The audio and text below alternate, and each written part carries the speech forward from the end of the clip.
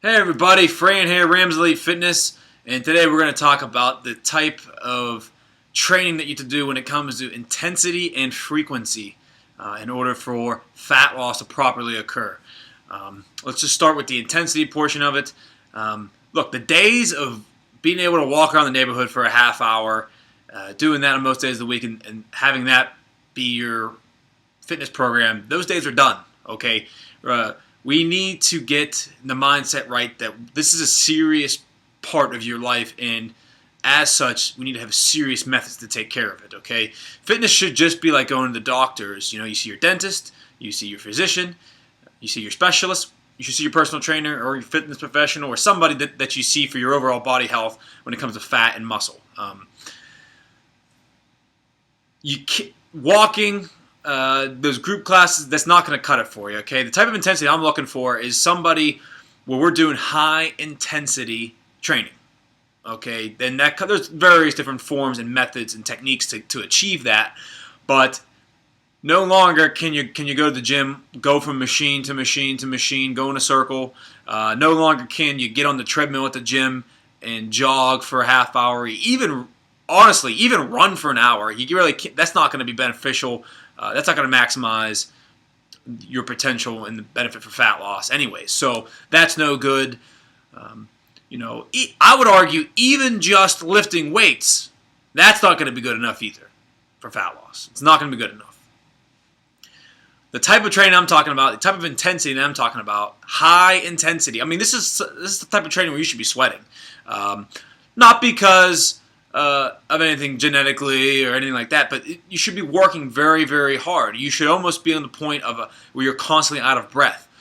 For instance, in my own personal life right now, I am actually on a fat loss phase of my routine or yearly, program, and I'm utilizing supersets. Okay, and all that is you take two exercises, you do them back to back, and with no rest in between them. So essentially, you're extending your window of your exercising. It feels like you get 3 hours of working out in about an hour and a half. That's what it feels like. And again, it's a technique. If you're one of my clients out there watching, that's something you see all the time with us. Is we do supersetting, we do Tabata sets, we do even trisets. I mean, there's so many techniques out there, but you got to get it drilled into your mind that you have to go for a higher intensity style of training. Okay. Once you come to grips with that, then you can go on and research and find out different methods. There's programs out there that are going to be for that. But again, it should be 40, it should be a workout where you're sweating. You should feel like you can't catch your breath. You feel like you're huffing and puffing constantly. You're not just walking. You're not just lifting weights. Okay, it needs to be a combination of all those things we talked about earlier. It needs to be higher intensity. Okay. Apart with that, let's talk about frequency. Okay, how many days a week do you need to be working out in order to achieve a realistic fat loss goal on a fat loss program? I recommend all my clients 4 to 5 days a week. Okay, nothing wrong with 6 days a week. That's a lot, and especially if you're just getting into fitness or you're starting something new, that's a lot of days, and you're realistically going to be struggling to get to 4 to 5. I think 6 is too much on your plate as a goal. 7, it's too much out of the question. You got to give yourself a day off. Go out. Take that day to sit down, relax. I don't care it doesn't matter how you split your days. That's another thing people ask me all the time. They say, is it bad to do 2 or 3 days in a row? And it's not. If you're doing proper body splits, again, that should take care of that. You're working opposite muscle groups or different muscle groups than you previously did. So that's fine to work out that many days. It is.